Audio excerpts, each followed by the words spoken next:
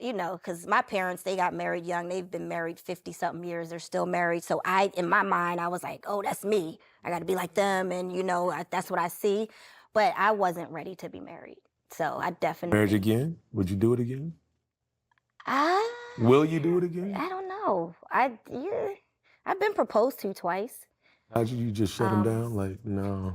I don't know. You just say, get up, get up. Well, I mean, you know, I got married young, so I feel like my 20s, I was robbed of my 20s. And so I'm kind of living my life reverse. I'm doing a lot of things now that I wish I would have done when I was younger, because I sacrificed for my ex-husband, then I had kids, I sacrificed for my kids. So now is my time. So I just don't see myself getting married anytime soon. That's real. Yeah. Tamika, you quiet? She want to get married again. No, I don't. You don't? Not really, no. I really enjoy my space. I would like a partner, like somebody that I would, you know, serious with, I can spend time with, someone to travel with, but I can't imagine like living in the house with a person every day. Right. He needs to travel or something at least. Yeah, have a travel I've heard some job. other women say, Every day? what I about think marriage in 2 separate houses, but in the neighborhood would be perfect. Oh my God, that would be good. Yeah. You That's still not a bad date me, idea. right, Doc? Is that healthy?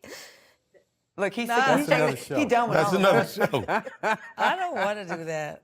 I don't want to pick up anybody's socks. I just want somebody. I don't want to hey, can you go make me a sandwich? No, I can't actually. No, I really don't feel like it. So Torrei said something under her breath a little bit. She said she wants someone at her beck and call, just to come through when she needs them to come through, maintenance. Yeah, and yeah, if I need to go on a date or something but I don't, because I don't want to have to cook for you every day, do your laundry every day. Just Let him do What if it. they don't require those things? Suppose he does it. They do require that. Or let me ask you this: how do you all feel about polyamory?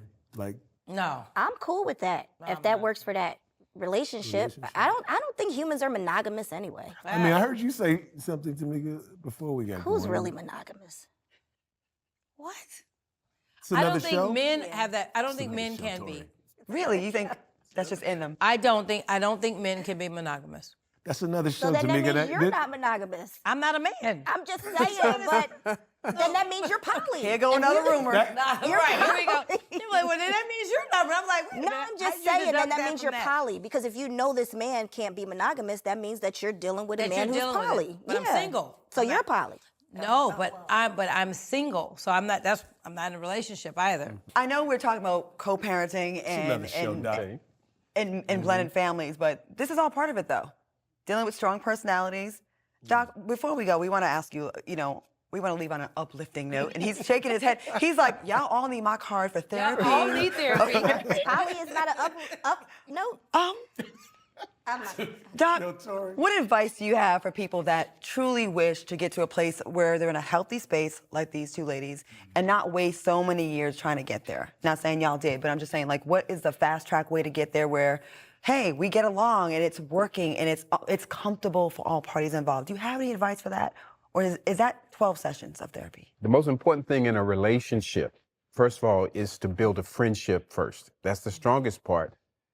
And I think even a broken relationship, if you want to get back to the healthy place, is focusing on friendship, right? Those things in terms of, because you still got to talk to that person for at least another 20 years or so, right?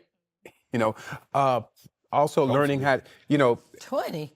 at least. Wow, what are we At talking least. about? 18. Well, the grandkids, remember. The grandkids, right? But I think the other thing is Tamika said, F them kids. what folks don't do well, usually in relationships that really makes it toxic where you don't want to be there anymore, is they don't fight fair. And most people fight to win the fight. And the minute you win the fight, you lost, right? And the hardest thing for couples to learn is how to fight fair, right? In other words, you should be able to have an argument, and you're going to argue because you're two grown people, right?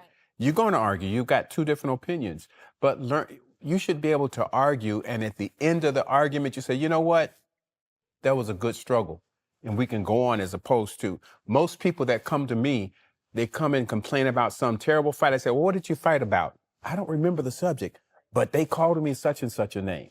Or I remember how it felt to be in the argument, but I don't remember the subject of the argument. Do you think when exes are still arguing like that, there's still something left for that person? I think they haven't finished grieving the loss.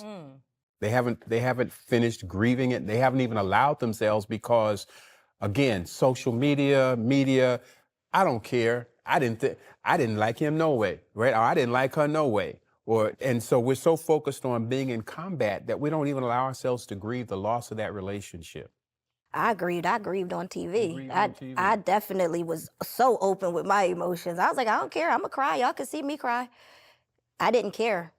When 'Cause did you stop grieving? I stopped grieving. Tomorrow. Oh no, I'm completely. I'm done grieving. But I mean, like I said, But it was I, a real- it I was- the did it. relationship Yeah, was I real, put it right? out there. I didn't. Yeah, it was very real. But think about how many people who have a breakup, but they're so busy trying to show all their friends or whoever's watching that Right. they're tough, right? That they don't care, or that person wasn't nothing, no way, right? And so they're so focused on that they don't allow themselves to say, you know what, this feels bad that I failed in this, or that we failed in this. This feels bad. I miss those happy times we used to have, even though we don't have them anymore. I miss those times when we sat up and talked all night long on the phone, right? I miss that, even though we don't talk at all anymore. I miss those times, and I'll never see them again. Right. And that's the grief. That's that's the grieving, and to acknowledge that there was a point when this was good, Right. right? But most people are so busy performing that, it's like it was never good. Putting on a show. So, Dr. Akinyele, if you could expand or, explain to us some of the common stages of grief. Kind of in popular culture, particularly now, there's this idea of Elizabeth Kubler-Ross. She's got this thing called the 5 stages of grief. I'm not a stage person, to be honest, right? I think, human beings are a lot more flexible and organic than where you got, we flow, emotions flow. So I think the most important thing is that when we're grieving, our emotions flow. And the hardest thing is if you're not what I call, if you don't have a good emotional vocabulary, right? We usually get stuck on one emotion. And even though we're going through all these others, we only express one emotion. And particularly with the breakup, more often than not, it's anger, right? And so an important part of grieving is to allow yourself to feel your feelings, right? Yes, we do get angry, but yes, we do get depressed. Yes, we do have a sense of, please, I'll do better. What do you need me to do? Right? We go through all of that, right? But the important part is to allow yourself to feel the grief and understanding that grieving is also, it's not just about emotions. Grieving is about time. Usually our grieving is triggered by just life events.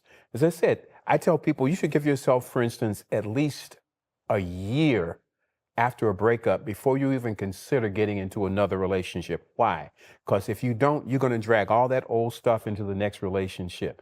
But during that year, what do you go through? You go through birthdays, holidays, events, songs, all those things that trigger those different emotions. So I think that rather than getting caught up on somehow these kind of mechanical stages that you go through, just accept that grieving is an emotional experience. And rather than being afraid of it, to allow yourself to experience those and realize that it's triggered by time, by life events, and allow yourself to say, you know what? I'm real pissed off right now because it's my birthday, and normally he would be here. I had a person the other day talk to me about Thanksgiving, and they got really upset because they realized that normally on Thanksgiving, they'd be at their ex's house with their parents. Somebody else is there. This now. time, that's exactly what he said. This time, somebody else is going to be at that house. And I said, okay, that's the grief.